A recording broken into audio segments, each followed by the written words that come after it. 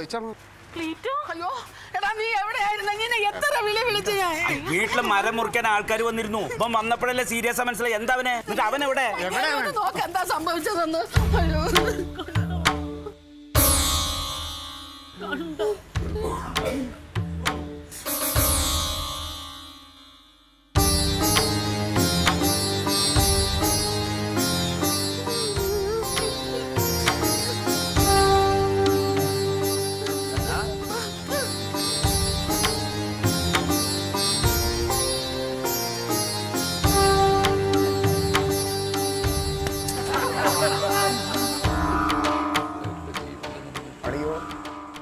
അയ്യോ എന്നെ മനസ്സിലായോ?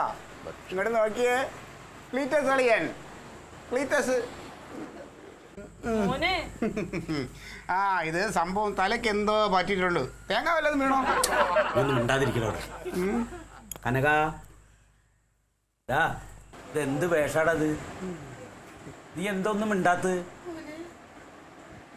ഇങ്ങോട്ട് നോക്ക്. ഞാൻ ആരാന്ന് മനസ്സിലായോ? അമ്മാമൻ. ഓ അതൊന്നും ചോദിക്കേ, ഗുണമുള്ള എന്തെങ്കിലും ചോദിക്കേ. അളിയാ അളിയാ, അളിയന് ഇരിക്കുന്ന ഈ വീട് ആരുടേതാണെന്ന് അളിയന് ഓർമ്മയുണ്ടോ? ഓർമ്മയുണ്ടോ? ഓ അളിയൻ്റെ റിലേ കംപ്ലീറ്റ് പോയി. എന്തായാലും ഭാഗ്യം, തക്കളി മോളുടെ ഭാഗ്യം തന്നെയാണ്. ഇപ്പൊ അസുഖം ശരിക്കും നടക്കാം. എന്താ ആർത്തിയാണത്? ആർത്തി എല്ലാവർക്കും ആർത്തിയാണ്. ആർത്തി മൂത്ത് സമ്പാദിച്ച് കൂട്ടും. എന്തിന്? അവസാനം എല്ലാം ചെന്നെത്തുന്നത് ഒരു വലിയ ശൂന്യതയിലാണ്. അവസാനം എല്ലാം ചെന്നെത്തുന്നത് മരണത്തിലാണ്.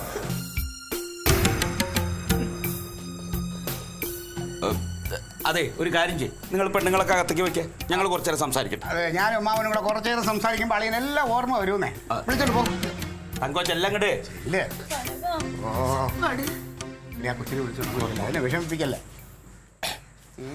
എന്നാൽ ഇത് പെട്ടെന്ന് ഇങ്ങനെ സംഭവിച്ചിണ്ടല്ലേ. അയ്യോ കന പോണ് പിടിക്കാൻ അളിയാ. ഇവൻ അങ്ങനെ പോണെങ്കിൽ അങ്ങ് പോട്ടമ്മാവാ. നമ്മളെ ആരും അറിഞ്ഞോടാതെ നമുക്ക് എന്ത് ഗുണം അവനെ കൊണ്ട്.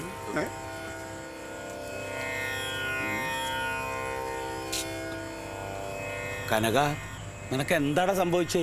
സംഭവിച്ചത് തലയ്ക്ക് എന്തോ കാര്യമായിട്ട് തന്നെ. നീ മിണ്ടാതെ. സംഭവിച്ചതെല്ലാം മിഥ്യയാണ്. ഇനി സംഭവിക്കാനിരിക്കുന്നതും മിഥ്യയാണ്. അങ്ങനെയല്ലേ ഗീത പറയുന്നത്? ഗീത അങ്ങനെ പറഞ്ഞിട്ടില്ലല്ലോ. അതാരമ്മാവാ? എന്താടാ? എല്ലാ ശ്ലോകങ്ങളും ആത്മാവിന്റെ പൂർത്തീകരണത്തിനുള്ളതാണ്.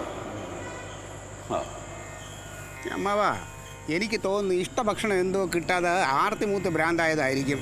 അളിയോ, അളിയ ഭക്ഷണം എന്തേലും കഴിച്ചായിരുന്നോ?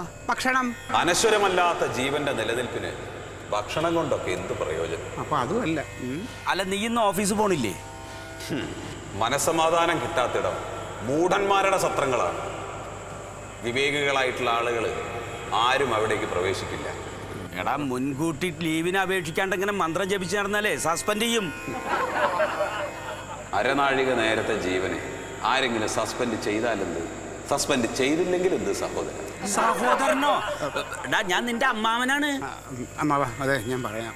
അളിയാ, അളിയൻ തല തണുക്കെ ഒന്ന് കുളിച്ച് ഭക്ഷണം എന്തേലും കഴിച്ചിട്ട് പോയി റെസ്റ്റ് എടുക്ക്. ഓഫീസിലൊന്നും പോണ്ട കേട്ടോ. ഞാൻ പുണ്യതീർത്ഥം കൊണ്ട് ദിവസവും കുളിക്കുന്നുണ്ടല്ലോ. ഈ ദേഹമല്ല, ദേഹി. അതേത് ദേവി? ദേവിയല്ല, ദേഹി, ആത്മാവ്. അല്ല, നീ സന്യസിക്കാൻ തന്നെ പുറപ്പാട്? അതെ, ആത്മാവിനെ ഈശ്വര ചൈതന്യത്തിലേക്ക് എത്തിക്കുക. കാമം, ക്രോധം, മോഹം ഇവകളെ മേൽവസ്ത്രം പോലെ ഊരി എറിയുക. എന്നിട്ട് മനസ്സിനെ പരമമായ ആനന്ദത്തിലേക്ക് ലയിപ്പിക്കുക. അത് വേണം അളിയ, അത് വേണം. പക്ഷേ അതിന് പറ്റിയ സ്ഥലം ഇവിടെയല്ല. ഏതെങ്കിലും നല്ല പാറപ്പുറത്തോ അല്ലെങ്കിൽ പ്രകൃതി രമണീയമായ ഏതെങ്കിലും കാട്ടിലേക്ക് പോകളിയോ. അവിടെ ആകുമ്പോൾ ആരും ശല്യം ചെയ്യാൻ വരില്ല. പ്രകൃതിയും പുരുഷനും അനാദികളാണ്, തുടക്കമില്ലാത്തത്. വികാരങ്ങളും ഗുണങ്ങളും പ്രകൃതിയിൽ നിന്നുണ്ടാകുന്നു. നിർഗുണ ജീവികളെ. അളിയൻ പറഞ്ഞെന്താണെന്ന് മനസ്സിലായ അവസാനം? അളിയനെ കൊണ്ട് ഇനി ഒരു ഗുണവും ഇല്ലാന്ന്. ഇതേതോ മൂത്ത കേസാണ് കേട്ടോ മാവ. ഇത് പെട്ടെന്നൊന്നും കുറയത്തില്ല. ഇത് എന്താണ് ഒരു പോകുമ്പഴി? Alien versus Alien.